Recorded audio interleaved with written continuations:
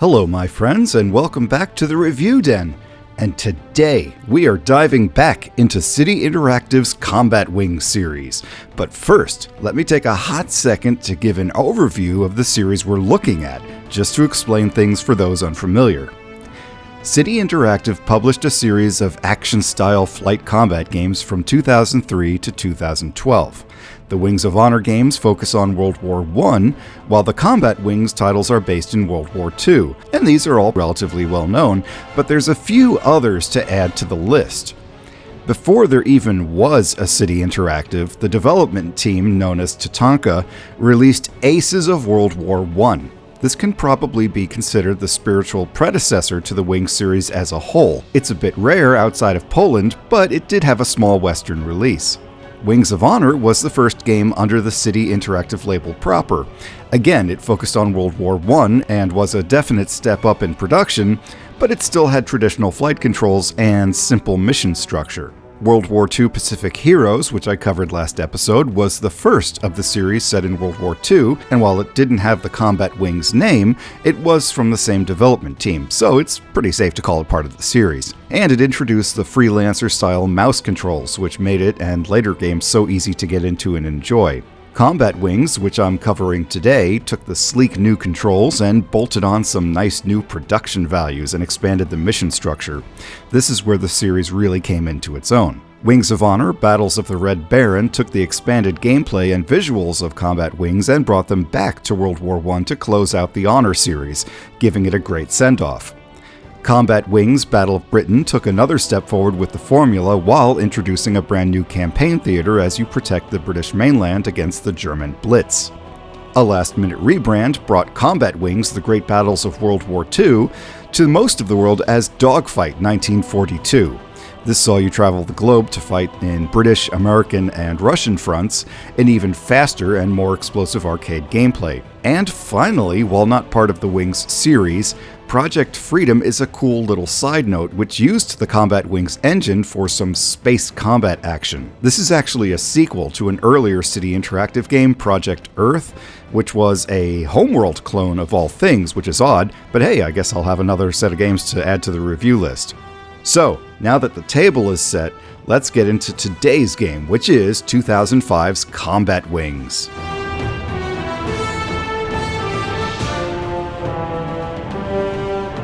It was called island hopping, and it was the strategy the US Navy would use to slowly make its way from the fires of Pearl Harbor to the Japanese mainland.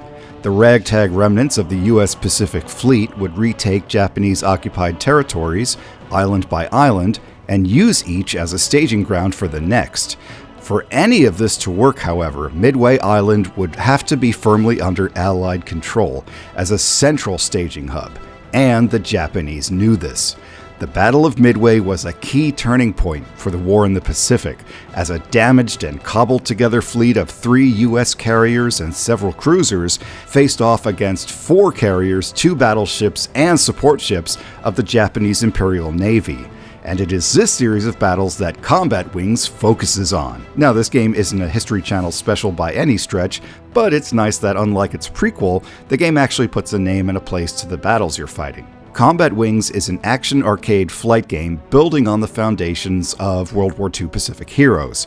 But, unlike its predecessor, this game greatly expands the presentation and gameplay to feel like a proper, modern, mission-driven game.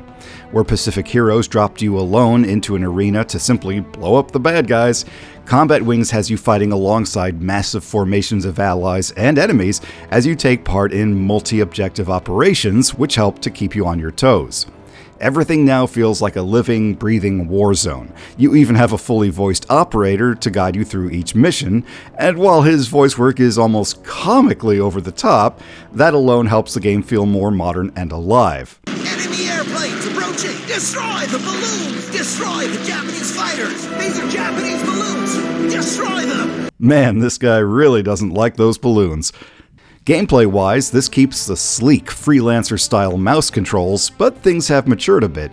You can't quite duck and weave back and forth on a dime anymore. You'll lose a bit of speed in turns and climbs, and you can actually crash into the ground now, But don't go thinking you'll need a pilot's license. This is a beautifully simple arcade game through and through.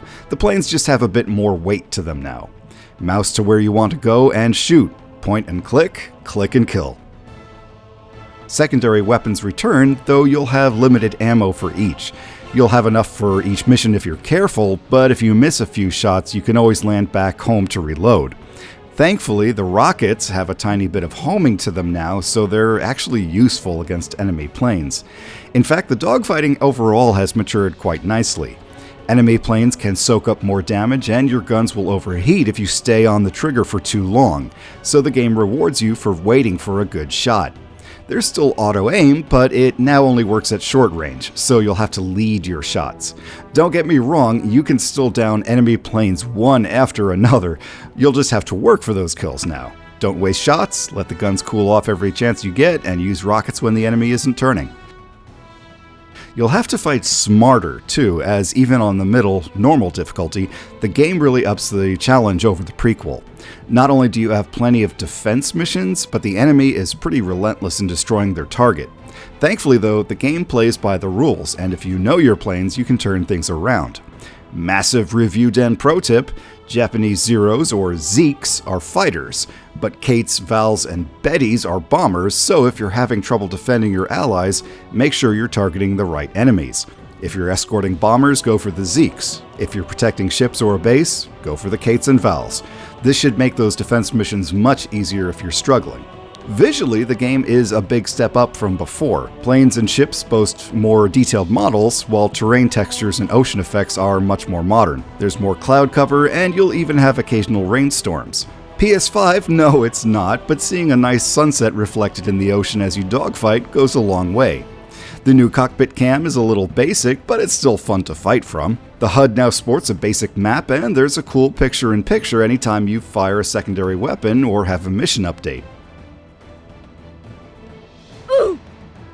The nice bump in graphics and more densely populated world go a long way, even for a simpler game.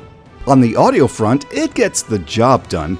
I mean, the engines and gunshots are great, but the old MIDI-style music does feel kinda low rent.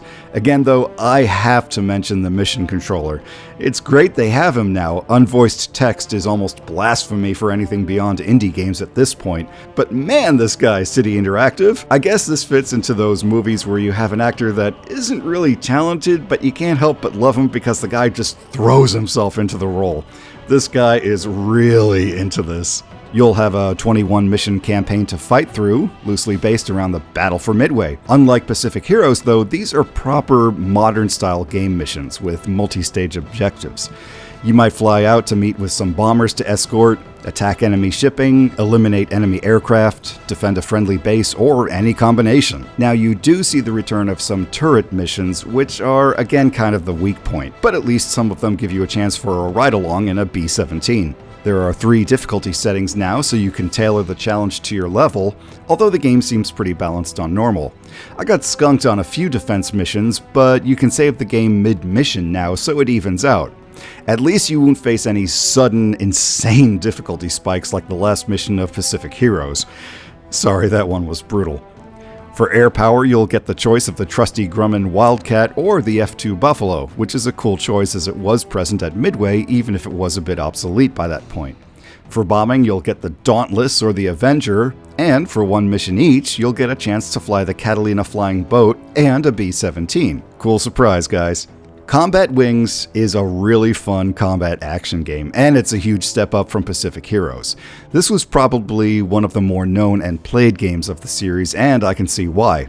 I'm always a sucker for big battles with lots of forces fighting each other, and it's approachable even if you don't normally like flight games. It's a shame it still has some of the trappings of budget titles with questionable translations and voice work, but you can't argue with the fun.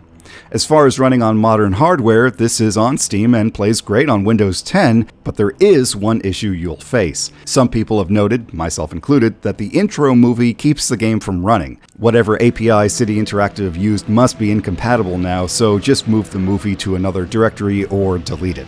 You can always watch it later in VLC if you want. And there it is. Thank you all so much for watching. I'll be back soon to cover the rest of the series, but for now, would you be my next subscriber? Thanks again, and no matter how tough life becomes, be sure to keep going because you are worth it.